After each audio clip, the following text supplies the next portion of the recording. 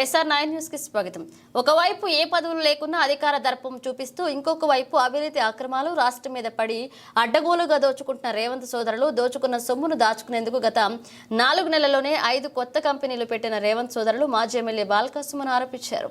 గడిచిన 3 నెలల్లో రేవంత్ రెడ్డి గారి కుటుంబం సుమారు 5-6 కొత్త కంపెనీలు ఏర్పాటు చేసింది. వాళ్ళ సోదరులే దీంట్లో డైరెక్టర్స్. ఆ కంపెనీలు మీకు మచ్చుకొక 4 కంపెనీల పేర్లు చదివి వినిపిస్తా. అర్బన్ ప్రిజం ఇన్ఫ్రా LLP, దీంట్లో మేజర్ పార్ట్నర్ తిరుపతి రెడ్డి అనుముల.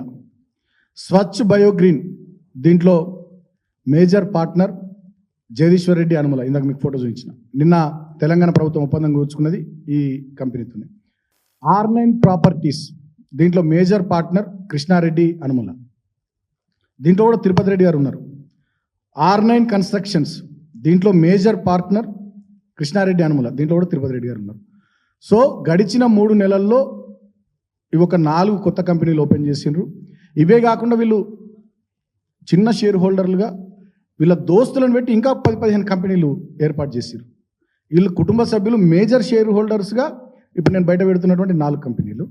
ఈ కంపెనీల వెనుక మతలబ్ అంటే ఇప్పుడు ఈ అన్నదమ్ములు రేవంత్ రెడ్డి గారు వారు వెనుకున్నటువంటి కొద్దిమంది అంటే వ్యవహారాన్ని హైదరాబాద్ వేదికగా, సెక్రటరియట్ వేదికగా, ముఖ్యమంత్రి గారి జూబ్లీహిల్స్ ఇల్లు వేదికగా ఎవరు నడిపిస్తున్నారో రాష్ట్ర ప్రజలందరికీ, మీడియా మిత్రులకు మీకు కూడా తెలుసు.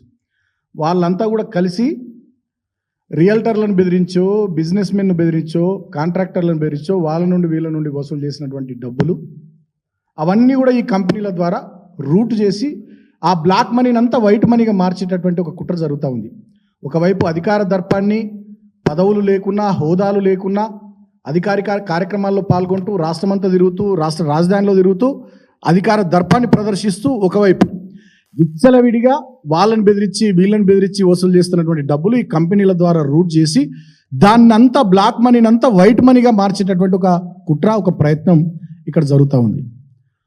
సో కాబట్టి నేను కాంగ్రెస్ హైకమాండ్ని కోరుతా ఉన్నా, కాంగ్రెస్ పార్టీలోని సీనియర్లను కూడా కోరుతా ఉన్నా, తెలంగాణ మేధావులను, తెలంగాణ ప్రజల్ని, తెలంగాణలోని పార్టీలను అందరినీ కూడా, మీడియా మిత్రుల్ని, బుద్ధిజీవులందరినీ కూడా ఆలోచించమని కోరుతా ఉన్నా.